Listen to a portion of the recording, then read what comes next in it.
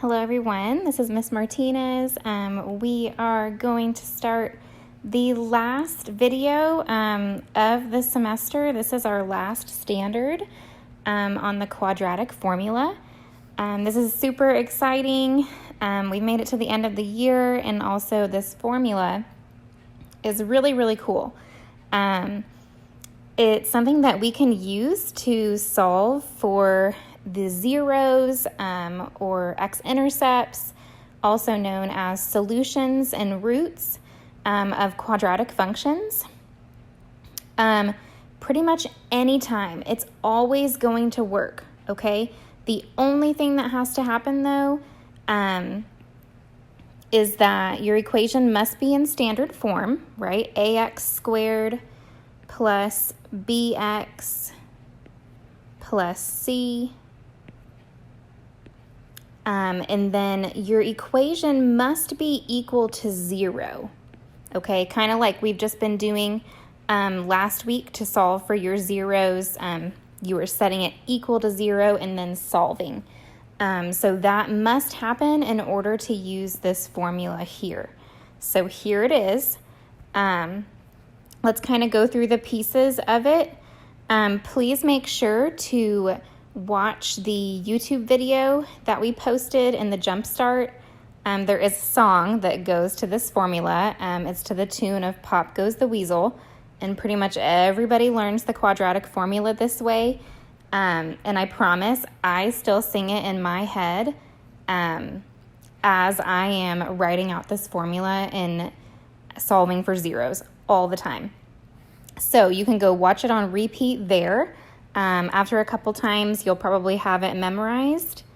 I can sing it for you right now just to excuse my voice. So it goes, x equals negative b plus or minus the square root of b squared minus 4ac all over 2a. Okay, that's that huge formula right here. Let's kind of go through some of the pieces. So it starts off with this negative b here, okay? So all of these numbers, see the b, the a, and the c, those are coming from standard form. So that's where you're going to get those numbers. This negative b means the opposite of b. So basically whatever sign b is, you're going to do the opposite of it on that first part of the formula there. So that's something that you're going to want to be aware of, because that is a major mistake that happens when first using this formula. Okay, something that you may not have seen before also is this plus or minus sign. Okay, we've got a plus on the top and a minus on the bottom. That just means plus or minus, okay? And so in the end, since most of our quadratic functions have two solutions, they have two zeros, we're going to be using the plus and the minus sign, okay? So just so that you know what that means, that's there. Everything else is pretty straightforward. Square root of b squared minus 4 times a times c, and then all of that is divided by 2 times a. Okay, so let's do a couple examples. Our first example here, we'll leave the formula there so we can see. Okay, we've got x squared plus 4x plus 3 equals 0. Okay, and I see it's already equal to 0. We always want to check that because you cannot use this formula until that happens, okay? So then the next thing that you want to do is always identify your a, b, and c values. Okay, so we've got x squared here. Your a is always the coefficient in front of x. So remember, if there's nothing there, that means it's just being multiplied by 1. So our a here is 1.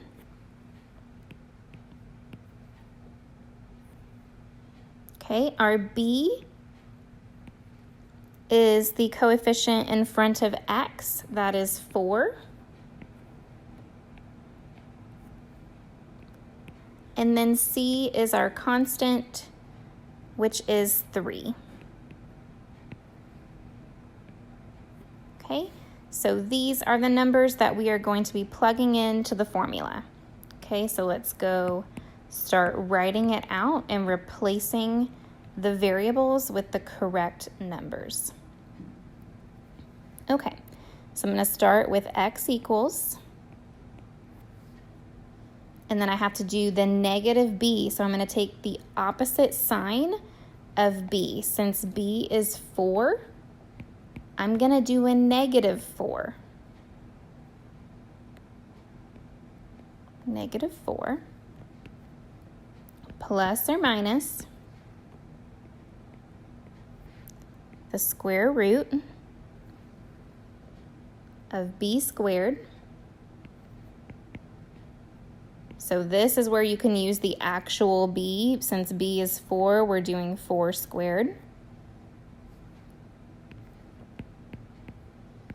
Minus 4, always 4 in this quadratic formula, minus 4 times a, which is 1, and then times c, which is 3. Okay, and then we're taking all of that and dividing by 2 times a, which is 1.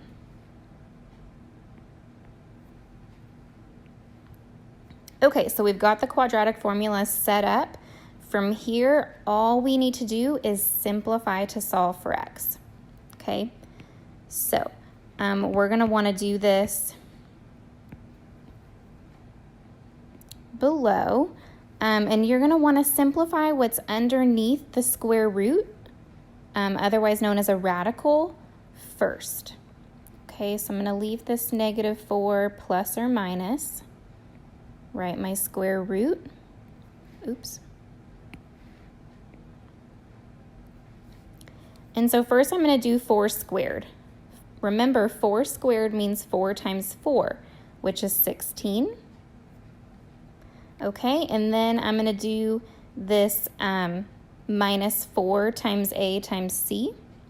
So that's going to be a negative 4 times 1, which is negative 4, and then also times the 3, which would give me a negative 12. So minus 12 there. All divided by 2 times 1, which is just 2.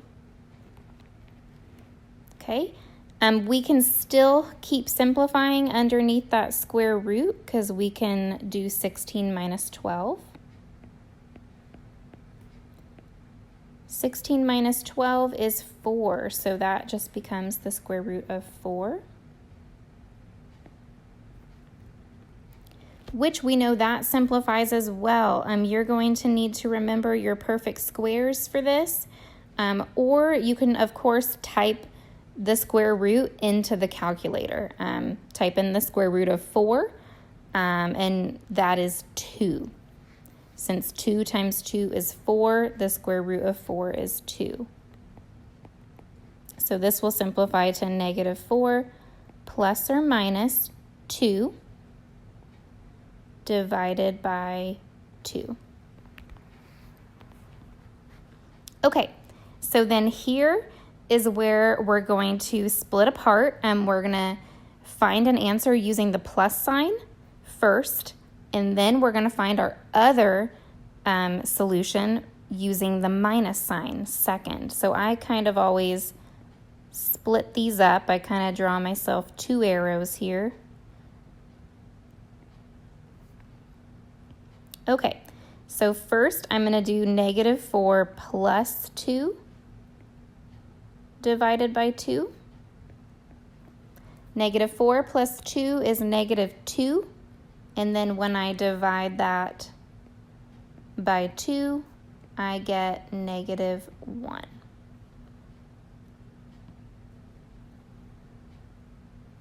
Okay, so that is one of my solutions. Then my other solution is going to come from doing negative 4 minus 2 divided by 2. Negative 4 minus 2 is negative 6, and then divide that by 2, I get negative 3. Okay, so these are the x values of our zeros. Remember, that's what we were solving for. So remember that our zeros are coordinates. So we could write this a couple ways. Let's show that our zeros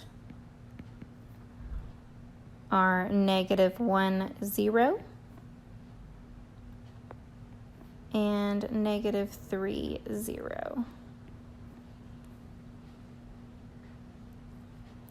Or you may see it written like this: x equals the set of negative 1 and negative 3.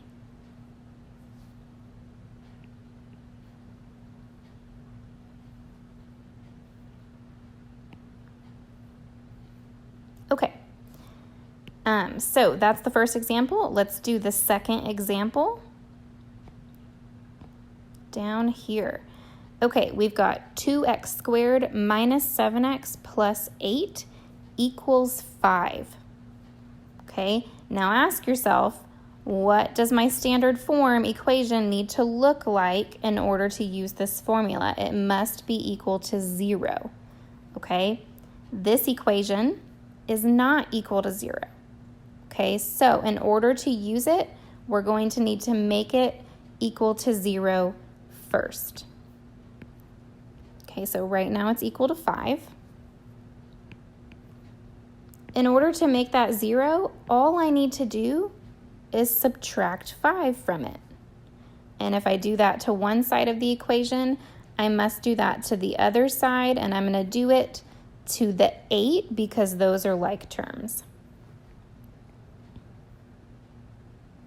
Okay, so then now my new equation will be 2x squared minus 7x. 8 minus 5 becomes 3, so plus 3 equals 5 minus 5, which is 0, which is why we did that. Okay, so now once it's equal to 0, I can identify my A, B, and C. Okay, A is 2.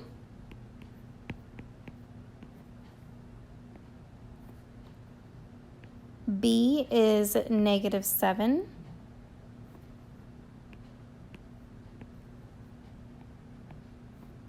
And C is 3.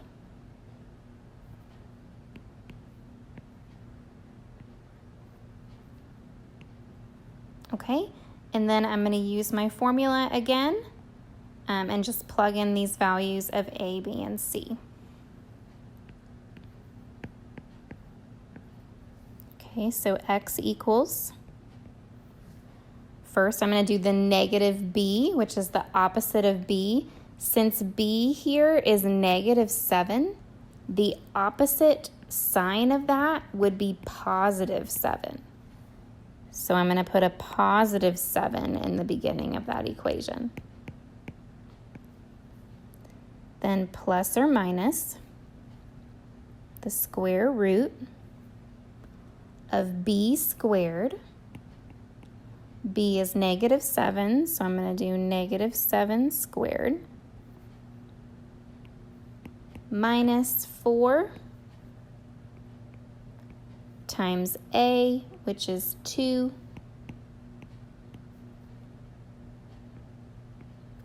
times C, which is 3.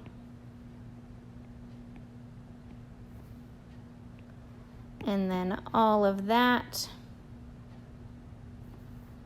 is divided by 2 times A, which is also 2.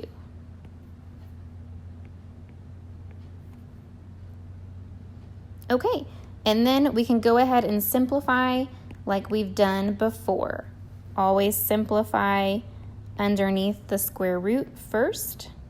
So I'm going to have 7 plus or minus the square root of, let's do the negative 7 squared first. That means negative 7 times negative 7, which is going to give me a positive 49. Okay, one note here that happens a lot. When you enter that in the calculator, especially if you're using a graphing calculator, make sure that you put parentheses around the negative 7 before you square it. Otherwise, it's not going to do it correctly. It's going to do 7 squared, which is 49, and then it's going to multiply it by a negative 1 and tell you that the answer is negative, when that's not true. Negative 7 times negative 7 is positive 49, so just be really careful with that. You should always have a positive answer after squaring. Okay, so then we're going to do minus 4 times 2 times 3. So negative 4 times 2 is negative 8. And then multiply that by 3, we get negative 24. So subtract 24 there. All divided by 2 times 2, which is 4. Okay, keep simplifying. 7 plus or minus the square root of 49 minus 24 gives us 25. All divided by 4. Okay, so then we've got 7 plus or minus. Now you can put this in the calculator if you need to, the square root of 25. That should be 5, and that is because 5 times 5 is 25. All divided by 4. Okay, so we have fully simplified, and now we can solve for our two answers here. First, using the plus sign, so 7 plus 5 divided by 4. 7 plus 5 is 12 divided by 4. That's going to give me 3. And then our second answer, using the minus sign, 7 minus 5 divided by 4. 7 minus 5 is 2. And then divide that by 4. That's going to simplify to 1/2. Okay, and now we have our solutions that make this quadratic equation true. And this is also where the graph crosses the x-axis for our zeros. So we could say that our zeros are 3, 0, and 1/2, 0. And we can say our solutions are x equals 3 and 1/2. Those are two different ways to write your answer. Okay, so that is the quadratic formula. Please go watch and listen to the quadratic formula song on repeat a few times to get it stuck in your head. And yes, thank you for watching. This is the quadratic formula. Bye, you guys.